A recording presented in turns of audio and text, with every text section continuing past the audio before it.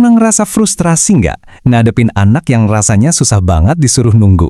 Nah, di Explainer kali ini kita bakal bongkar tuntas topik yang pasti relate banget sama kehidupan kita sehari-hari. Kenapa anak nggak bisa nunggu sama sekali? Buat kalian para orang tua, ini wajib banget buat dipahami. Coba deh bayangin situasi ini. Kita lagi sibuk-sibuknya masak di dapur, atau lagi nanggung ngetik email kerjaan, tiba-tiba anak datang dan bilang, "Ma, main yuk."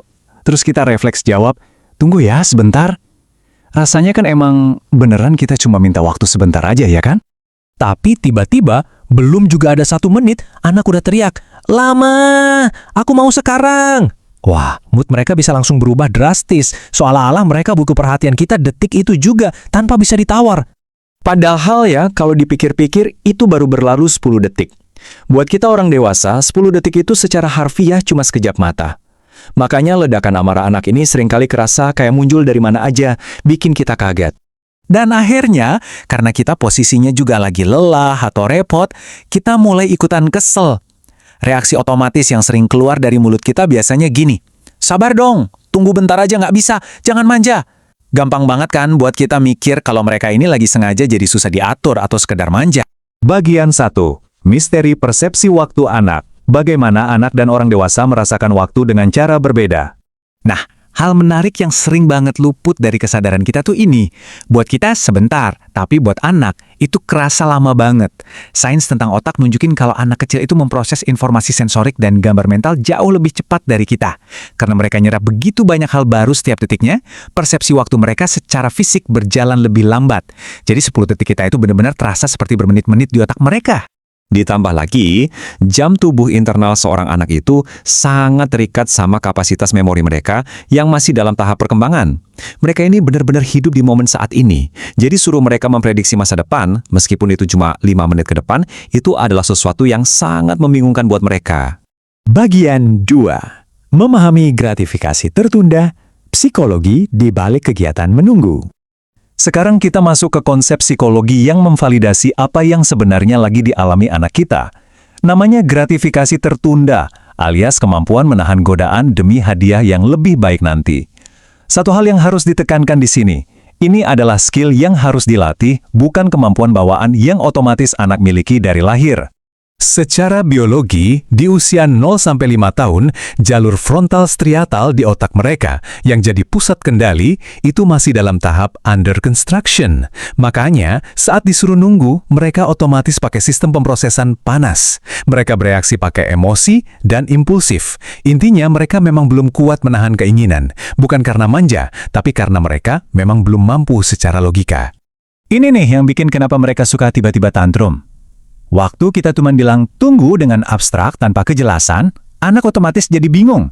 Nah, dari bingung ini muncul rasa gelisah, terus jadi kesal, dan ujung-ujungnya ngamuk deh. Semuanya berakar dari rasa ketidakjelasan itu tadi. Bagian 3. Trik jitu mengajarkan menunggu, beralih dari rasa frustrasi ke pemberdayaan. Sejak ngerti konsep tadi, kita bisa mulai ganti cara asuh kita dengan strategi yang jauh lebih praktis. Daripada cuma ngomong tunggu, mending kita kasih batasan yang pasti. Gunakan kalimat konkret kayak gini, "Nak, tunggu sampai mama hitung 1-10 ya," atau "Ayah selesai kerja 5 menit lagi, habis itu kita main." Mengingat waktu itu konsep yang abstrak banget, kita butuh alat bantu buat bikin waktu itu kelihatan. Kita bisa pakai jam pasir, pasang timer hitung mundur digital, atau sekedar nunjuk ke pergerakan jarum jam di dinding. Percaya deh, ngelihat waktu berjalan secara visual itu bisa ngurangin rasa gelisah anak secara drastis. Bagian 4. Melatih sabar lewat permainan. Membangun kebiasaan tanpa harus berteriak. Kita juga bisa banget nyelipin latihan menunggu ini ke dalam rutinitas harian mereka secara natural. Misalnya, nunggu giliran mandi di pagi hari, atau ajak mereka ikut bikin kue dan nunggu sampai matang di siang hari.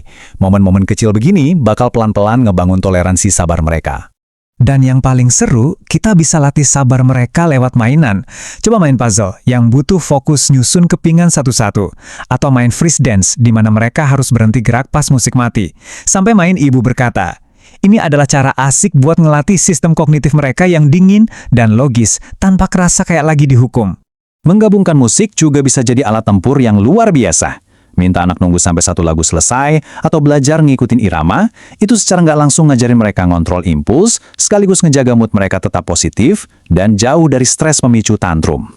Tentu aja, punya ekspektasi yang realistis itu penting banget. Hasilnya memang nggak bakal langsung sempurna dalam semalam. Tapi percayalah, dengan ngasih batasan waktu yang konsisten dan jelas, anak bakal jadi jauh lebih tenang. Karena dia tahu dengan pasti kapan masa tunggunya selesai. Jadi mindset paling penting yang harus kita pegang mulai sekarang adalah kadang anak kita itu bukannya nggak sabar loh. Dia cuma bener-bener belum paham apa arti sebenarnya dari kata menunggu. Hal ini ninggalin satu pemikiran yang sangat kuat buat kita semua. Jadi, kalau anak rasa yang susah banget disuruh menunggu, mungkin yang perlu diperjelas atau diperbaiki itu bukan anaknya, melainkan cara kita menjelaskan soal waktu ke mereka. Kalau penjelasan hari ini ngebantu ngebuka wawasan kalian, pastikan buat langsung follow @cara ngerti anak, biar kita bisa terus belajar cara memahami anak tanpa harus pakai teriak-teriak. Terima kasih banyak udah ngobrol bareng di materi kali ini, dan sampai ketemu di pembahasan seru kita berikutnya.